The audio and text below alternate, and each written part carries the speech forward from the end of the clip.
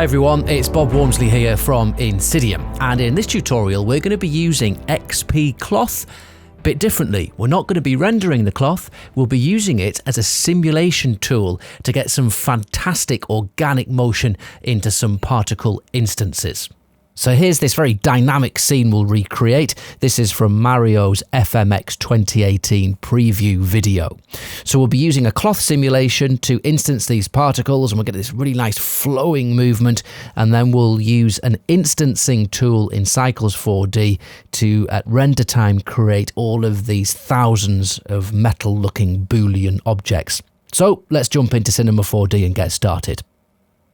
Let's build the scene. So we need to start off by making some cloth. So first of all, let's go to the XParticles menu and we'll create an XP system, which is going to keep things organized. And just to start with, in the XP system, we'll get rid of the icon in viewport. Let's click that, get rid of it. And we can actually delete this default emitter because we don't need that just for now. Right, so what do we need to do? We need an object which we're going to turn into our cloth. And a cloth simulation is how we're going to get our kind of abstract cubes to move nicely. So we're going to just do that with a plane. So let's go to the object manager and bring in a plane. I'll press ND to show those lines. And we want it to be more subdivided than this, which will give us more detail in the cloth sim. And let's just leave it default for now. Right, so let's go to other objects in our XP system. And actually, no, we'll go to Dynamics. And we'll go to the Dynamics Objects menu. And we want to create cloth. So it's asking for our cloth object. So let's drag in our plane. Pop it in there. And hit Create Cloth. And you can now see that a few things have happened. If we go into the plane, we have a cloth modifier with a cloth tag. If we go into the dynamics menu in XParticles, we've got a cloth modifier and a constraints object. And finally, if we go into the modifiers list, we've got a gravity. Now, this has all been brought in automatically when we hit the create cloth button. Great. So it's all done for us, which is nice. So if we press play, the cloth drops down into infinity because we have a gravity and it's falling, and we have got nothing to stop it from falling. So just while we get things set up, let's get this gravity and deactivate it. And now restart the sim, and now it's not falling, nothing's happening. What I'm going to do is get the emitter, and I'm just going to change the display settings from dots to circles. And now we can see what's happened. The cloth object has automatically resized these particles so they're ever so slightly intersecting. And nothing seems to be happening with this cloth because there are no external forces moving these particles around now because we've disabled the gravity. So let's bring in some turbulence. We'll go to motion modifiers, bring in a turbulence, and now we can see them all wobbling around. Good, so let's just get that emitter, we can make it invisible in the viewport. So now we've got this basic cloth. We'll put a few more frames in our timeline. Let's go to 250 frames. So now we've got this cloth floating around the place, which is looking pretty nice. Okay, and it's all happening very cheaply and easily. Let's reactivate gravity and it starts falling. So what we want to do, if we have a think about that reference video, we want the cloth to fall quite sharply and then bounce and then really kind of have a drop in the speed in the way in which the wrinkles are moving. So the way we're going to do that is we're just going to make these particles collide with a collider object. And we'll just use another plane to do that. So we'll bring in a new plane, we'll drop it down a little bit, and let's just scale it up. We're not actually going to see this in the render, it's just a collider object. So we've got a plane here and a plane here. Now if I hit play, the cloth will just fall right through it as if it wasn't there. We need to set this plane up as a collider object. So to do that, let's just rename it. So we'll call this one floor, and we'll call this one cloth. OTH. Come on, Bob. Right. And on the floor object, we want it to be a collider object. So we'll go to tags, XParticles tags, and collider. Let's just see what happens on default. And it bumps up. So we could probably have more bounce. Bounce, that's nice. You see that bounce now is causing the particles to bump up, which is great. We'll increase the friction to stop them jittering around the place. Boof, boof, boof. Good, looking nice. Now, at the moment, we've got this kind of jittering happening, and this is because the particles are being forced around by the cloth modifier. They're also being constrained by this constraints object, and they're bouncing and interacting with the friction of this floor. So we would need to adjust this and make it a much more accurate simulation if we were rendering the cloth. But we're not. We're just using this as kind of a simulation workhorse, really. So all of this jittering and folding and intersecting doesn't really matter for us because we're not rendering this. So let's make the floor invisible. And we've got this bouncing, which is kind of what we want. Poof. So what we want to do now is slow down this, almost go to kind of bullet time once they've bounced. So let's just see when that bounce is. There. So it kind of bounces up on around frame 21. So there's a really good and easy retiming tool in XParticles. And because the cloth works via this emitter, it's these particles that's driving all of the simulation. If we can manipulate these particles, the cloth will follow. So let's go to the emitter and we'll go to the object tab, and in the retiming section here we're going to hit a keyframe on 21 and we're going to keyframe it at 100%, and then let's just move forward a few frames and let's put that way down to, say, I don't know, 10%, put a new keyframe. So let's see what happens. We might need to adjust these, but let's have a look. That looks pretty nice. So we're getting this retiming as they bounce up. Excellent. So there's a couple of things that still aren't quite right with this yet. Let's make those particles invisible again. We're not getting enough wrinkles in the cloth, and that is because we don't really have enough vertices in our cloth. So if we go, the great thing about XPCloth is that it remains procedural the whole way through until you cache it. So if I go to my cloth plane, which is a parametric plane, I can just increase the width segments. Let's go up to, say, 50 and height segments 50, which gives us a much denser mesh. And now if we make the emitter visible and go forward a frame, now I've got way more particles because they're being emitted on the vertices. They've automatically been sized down, so we're getting the similar intersection. And now we're going to get much more kind of wrinkles in the movement. Let's have a look. All right, so much more wrinkly cloth. But the cloth is a little bit too rigid now because we've increased and brought in lots more vertices. It's way more rigid. So how can we bring back some of the floppiness? Let's go to the cloth tag, which is on the cloth deformer here. And in the cloth settings, there's a few things we can do. We can just bring down these the strength of the structure, shear and bend, and this should make it more floppy. That's it. We could do another couple of things. We could maybe go to the turbulence and let's reduce the size and increase the strength of the turbulence. There we go. So that's already looking pretty good, isn't it? Whoosh, and then we're getting that really nice retimed look. Okay, that's looking good.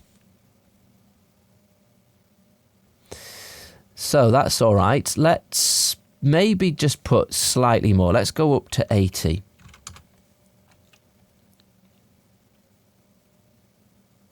All right, so that's looking very, very nice. I really like that. That's kind of, we're almost there. But what we're going to do, and what Mario did in his scene, which really added to it, was instead of it just being a cloth like this, he allowed the cloth to tear in some of these kind of stressed areas where it's folded. And in the end render, that's going to give us some nice kind of abstract cubes which are flying off on impact, which will look nice, especially when we do some shallow depth of field effects. So to get it to tear, we need to go to the cloth tag. We're going to go to the tearing tab, and let's just get rid of those lines, NA, and let's press play and see what happens by default. So, and there it goes, and it rips and tears on impact.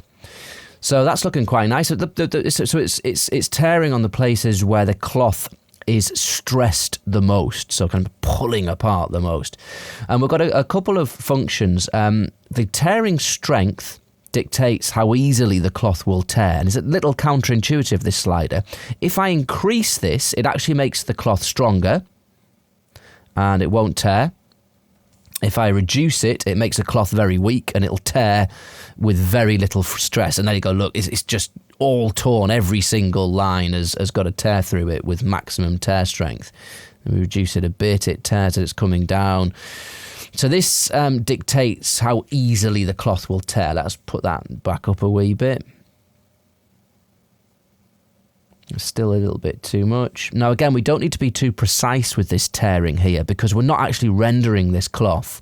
It's just to help us make our abstract cubes look a little bit more interesting. So we want a little bit of tearing, but not too much. So I'm just going to keep creeping this up until we've got an amount that I think will give us a little bit of interesting movement. Okay. So let's just have a look at one more slider. What I'm going to do is, just so you can see how this is working, let's just bring this tearing amount down a lot. I'm going to get rid of the turbulence so we can see it tearing. Okay. So let's bring that tear strength down. So without the turbulence, it's finding it more difficult to tear. Let's just try again. Okay, here we go. Whoosh. Bring the turbulence back on. That wasn't a good idea. Right, here we go. There, so it's tearing really easily. So let's give it some structure. So at the moment it's tearing on both this axis and on this axis equally. So let's just bring the structure horizontal up as high as it will go, and let's see what difference that makes. So now it's only being able to tear on this Z axis, because we've put this horizontal structure way up, meaning it's stronger in this direction.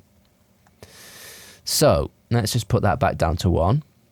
Let's put this strength back up and let's see what happens. So now it'll just start stressing here. And see, you see how we're getting a lot of breaks in this direction, more so than the other. So what I'm going to do to counter that is just increase this strength ever so slightly here. All right, let's just do a little bit more and a bit here. Let's see what happens. Okay, so that's got a little bit less tearing now, but we've still got enough kind of flying up. So I think that'll probably do us. As I say, we aren't doing specific tearing effects that we're going to render here. This is just being used as our kind of like simulation body, really. So that'll do for now. Right, so what I'm going to do is let's cache this cloth sim, because then we'll get much better playback.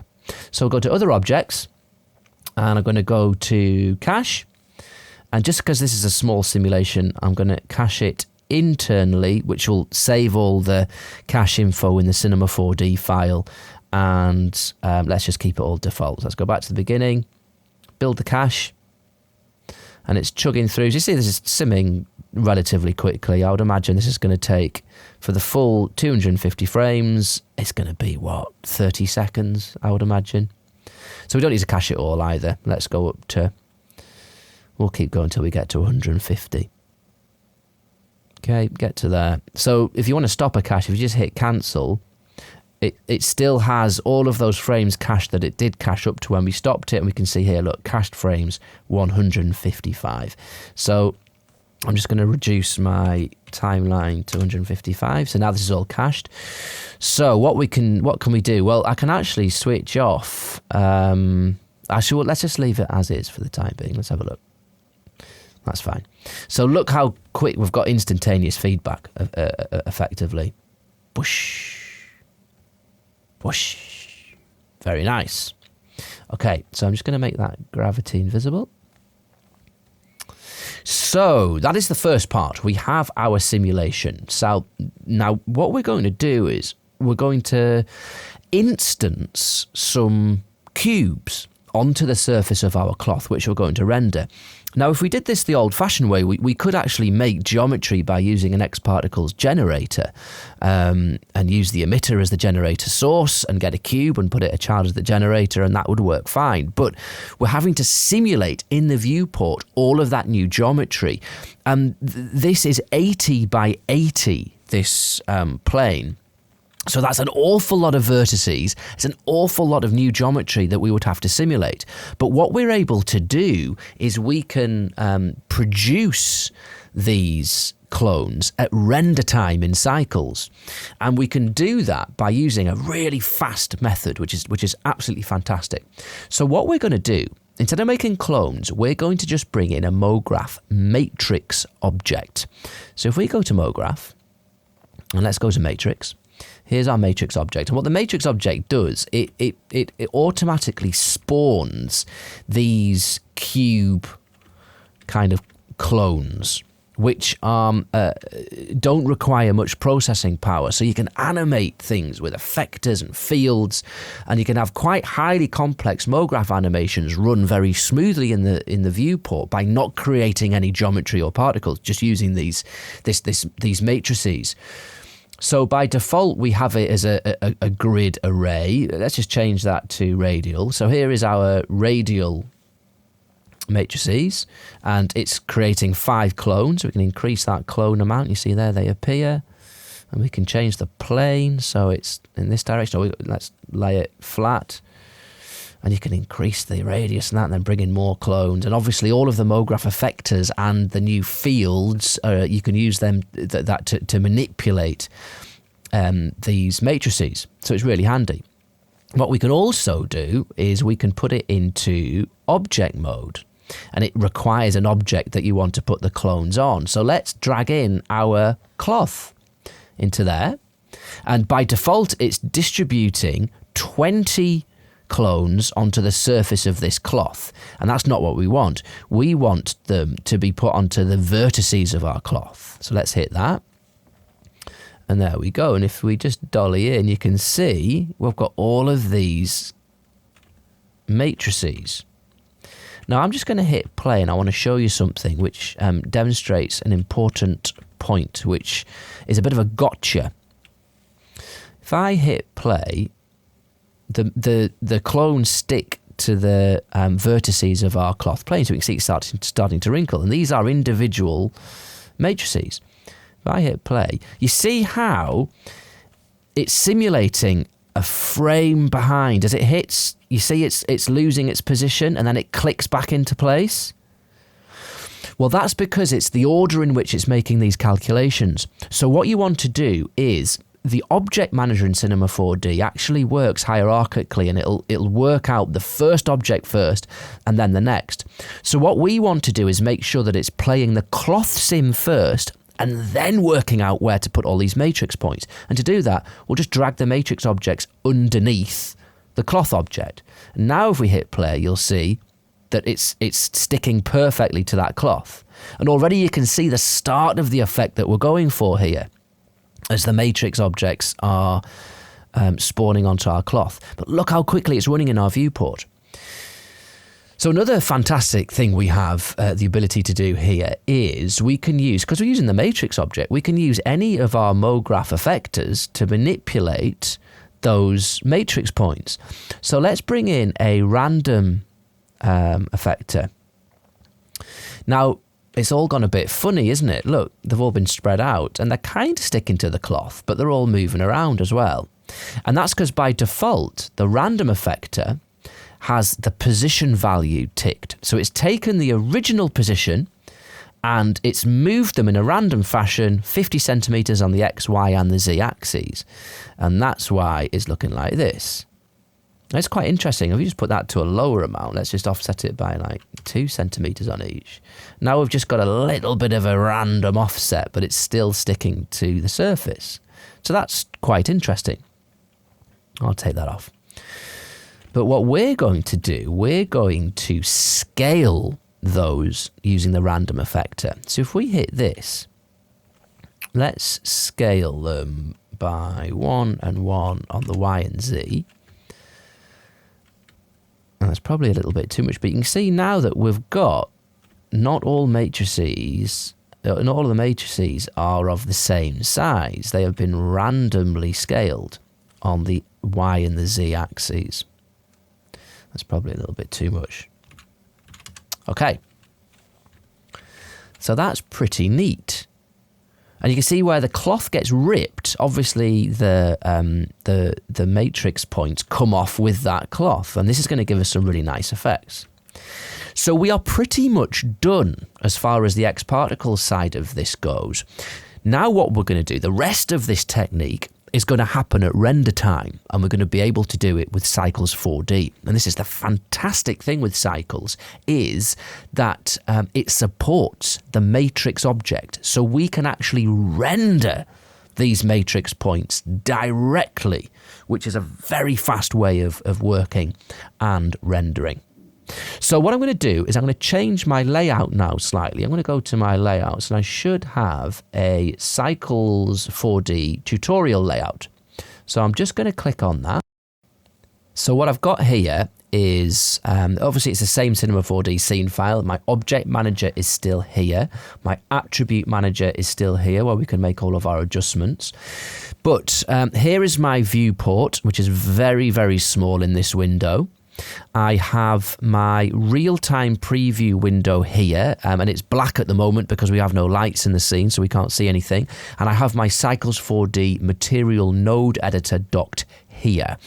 So what do we need to do? Let's just bring in some objects to light the scene. So we're going to use a plane object. We'll bring that up, and I'll go to Create, Cycles 4D. I'm just going to make an emission surface. It's going to emit light, basically. So if I make an emission material and drag it onto my plane, straight away we can see that it's rendering that cloth. Now what it's rendering, it's not rendering the matrix at the moment, it's rendering my cloth because I haven't disabled it from view. So let's just take that off. So now we're not seeing anything. So how do we render this matrix object? Well, what we need to do is just go onto the matrix object, and we need to tell Cycles that we want it render the instances. So we go to tags, and we go to Cycles 4D tags, and we'll go to the instance tag.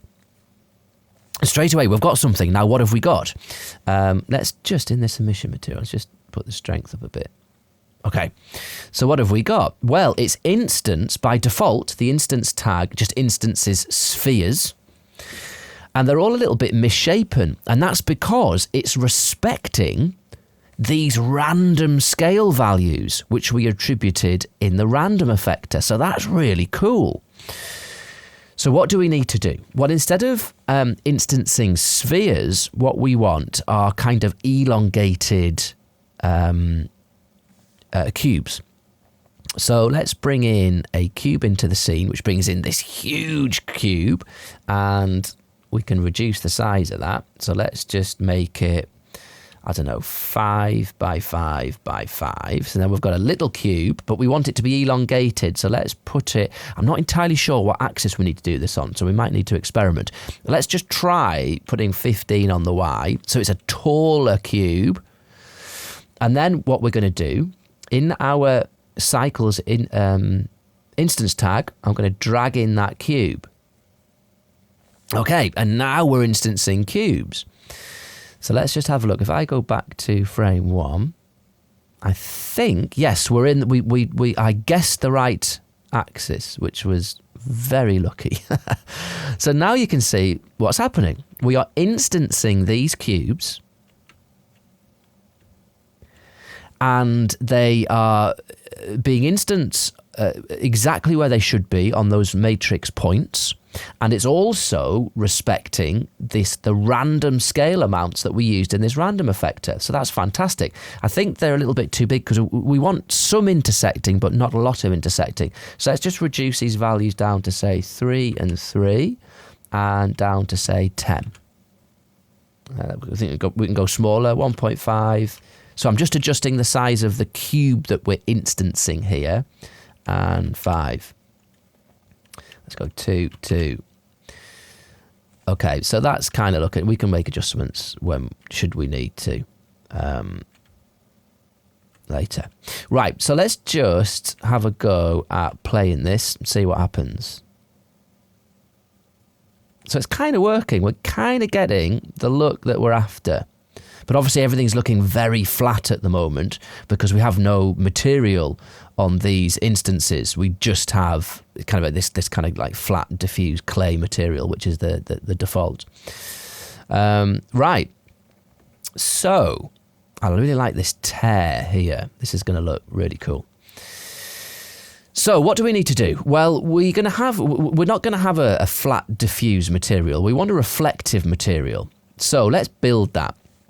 So we'll create, go to Cycles 4D, and we will make a surface, and let's make, now we could use a glossy surface, which is like a reflective surface, but I would urge you, wherever possible, to use the principled shader, which is fantastic. I'm just going to click this. So here's the principled shader, and let's just drop that principled shader onto the cube that we're instancing. You see it's changed slightly. So the principled shader can do loads of things. By default, it is acting as a kind of diffuse material. If I change this base colour to, say, horrible garish pink, there we go.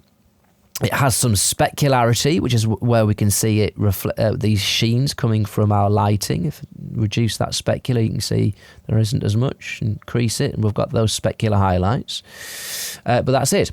But we can change this into a metal object by putting metallic onto 1. And all of a sudden, it's a highly reflective metallic object. We don't want, when you're doing metals, you don't really want much of a base colour. And now, so it's just reflecting our light plane. So if we then increase the roughness slider, we'll start adding a little bit more kind of diffuse back into the metal. And then straight away, we have this very chrome metallic look, which is glinting off that light source. Okay, so let's make this lighting a little bit more interesting. And it's going to be really simple, but quite effective. So first of all, what I'm going to do is get my plane, and I'm going to just reduce the size of that a little bit. Okay, so that's much smaller. I'm going to bring it over here, and then I'm just going to rotate it around. Now, what I would, if you're doing this yourself, don't mess around in this tiny little viewport like I am. Give yourself a nice big viewport so you can kind of accurately make these adjustments. But for the point of this tutorial, this will work okay. So let's go back to our emission. So at the moment, our emission, which is this light material, which is making this plane, allowing this plane to cast light. At the moment, all it has is a colour, which is a grey, and it has a strength. If we increase the strength, it gets brighter. But what would be better if we added a bit of colour? Now, we could just change this colour value. Let's use the attribute manner so this will happen in real time. If I just bring in a blue value, now we've got blue light, or green, and obviously we can make as many changes as we want. So we can change the colour just using this. But what's nice to use, and what Mario uses a lot in his scenes actually, is using a black body to get the colour values. So if we right click and go to converter, we've got this black body node. Let's bring that in. And what we're going to do is we're going to pipe that into the colour. So this temperature value is basically giving you the different colours. So the hotter it gets, it becomes more white hot. If you imagine fire, super hot fire goes white hot, and as the fire is a colder colour temperature, it glows more of a reddy orange. So that's how the black body works. Okay, so that's looking good. So what I want is, we want a bit of gold fire color. So that's going to be coming from that light. And what I also want to do is move this light. No, that's fine there. It's fine there. So we want another light, which is going to cast a different type of, a different colored light. So I'm just going to move that down. Oops, I'm going to move that down a bit. Right, so I'm going to hold control and make a copy of that plane. And let's just rotate it that way. So this is exactly, we've made a copy of the plane here, look. These are my two lights, and they have exactly the same material. So I want a different material for my new plane. So I'm just going to control drag that emission material, drag the new one onto plane 1, and then we're going to give it a slightly different color. So I could just do it here like I did before. Let's just give it kind of a cyan color. That's probably a bit strong.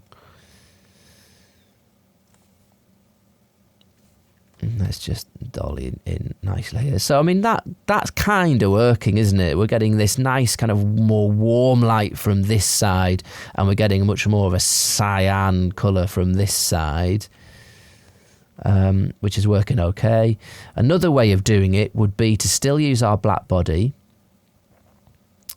but then we can shift this color. So the color value of the black body is this. Let's go to color, hue saturation value, plug that in, and now we can shift that hue here. Now we can shift that to whatever color value we want, which is quite interesting. So this is almost like a saturation slider here, and this is the actual hue value. Let's bring it down to, let's just switch that one off. So here we go.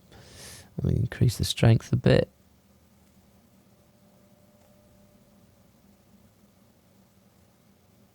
So we want a bit of a blue, bring the saturation down.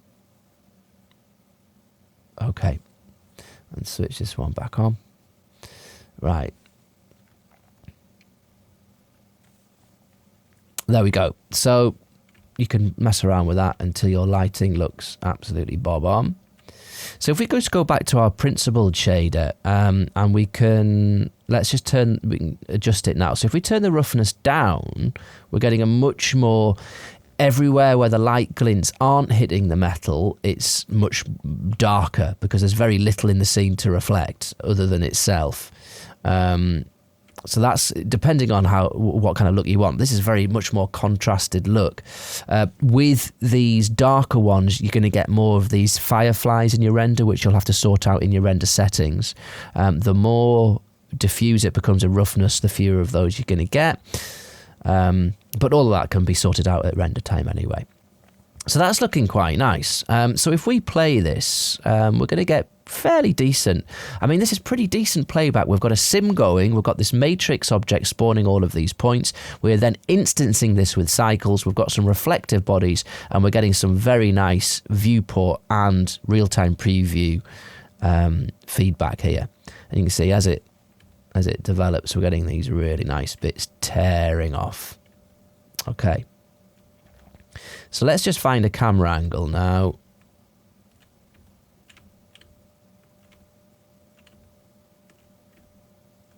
These lights might be a little bit too bright at this point.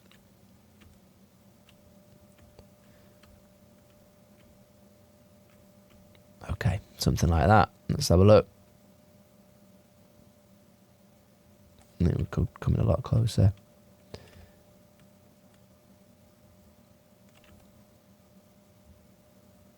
Okay. Whoosh. And that's the basic look. So what we could do from now is let's bring in a cycles camera. So we'll go to cycles camera, and you can pick your focal point. So let's just say we want this bit to be in focus. Hit the camera tag, and if we bring the size of this aperture radius up, we're going to start getting some shallower depth of field. And there we go. So we've got these fast particles, and then goes into the kind of bullet time, and this is looking very, very cool. One more thing we're able to do, actually, you can see that it's always nice whenever you're instancing anything that's any kind of geometry, really. You don't want perfectly right angle edges. Let's just come out of that camera. So obviously these cubes have got this perfect straight edge. Now, one way of getting around that, we could actually produce the geometry, go into the cube, we can put a fillet edge on. Let's reduce that down to say 0.1. And now I'll just do it a bit bigger for demonstrative purposes. So you can see we've got a curved edge on these now. So that would be one way, but Cycles is having to work out all of that for every single clone that it's instancing, which will get quite heavy, and there's no need to do that because there's a new fantastic node in the latest early access Cycles, and it is the Bevel node. And we can do this bevel at render time. So all we have to do, if we right click, go to input, and we have a bevel node. So if I take this, now you have to be careful with the bevel node because this radius value has to be incredibly small for this to work. So let's just, without even looking at what it's doing, let's just reduce it down to say 0.005, tiny amount. And what we're going to do is we're going to feed this normal into the normal input of our shader, and it's basically creating a bevel normal map. So let's have a look. Let's pipe it in, and you can see it's made a curve. Now it hasn't made the geometry doesn't exist, it's just created this curve at render time. And if we just dolly out a little bit, you can see that we have these nice curved edges. Now it's subtle, let's just take it off. Actually we can just cross that. Here are the really straight, rigid edges, and let's activate the bevel node, and now we've got our more curved edges. So it's a subtle look, but it's a good one for realism. If you're doing any kind of renders where you've got harsh edged geometry, the human eye isn't going to like that because nothing in the real world really can be that sharp. So you want to get those bevel edges, and the bevel node for certain instances works brilliantly. And in this case, it's working really nicely for our, I mean, it's starting to look like we have our gold boolean, which are animating. Okay, very nice. So once we've got that sorted, we can then just have a look at getting our render settings right. So let's just get this up to say 25. Now, because we have got shallow depth of field, we've got reflections, we've got glints, we've got all sorts of things happening, we're probably going to need a fair amount of samples here to make sure that you can see especially this area is quite noisy. Now, it's working through, we're getting through to all of these samples, and obviously it's cleaning it up bit by bit. But my gut feeling, without any denoising, is that you're going to need about probably 35 samples for this to be kind of an acceptable amount. But that's pretty much it. That is the end of this tutorial. So what we have done is we've created this very basic cloth simulation. We've then used that in conjunction with the matrix, the Mograph Matrix object. We have then rendered that matrix object using our instance tag, and we've used some pretty basic material and lighting and the new Bevel node in Cycles to get this really nice effect. Don't forget, please subscribe to us on YouTube. That way you'll get notifications whenever we update and publish some new tutorials and material. And if you want to find out more about our plugins, XParticles and Cycles 4D, then please just go to the INSYDIUM website. That's it for now. I'll see you next time.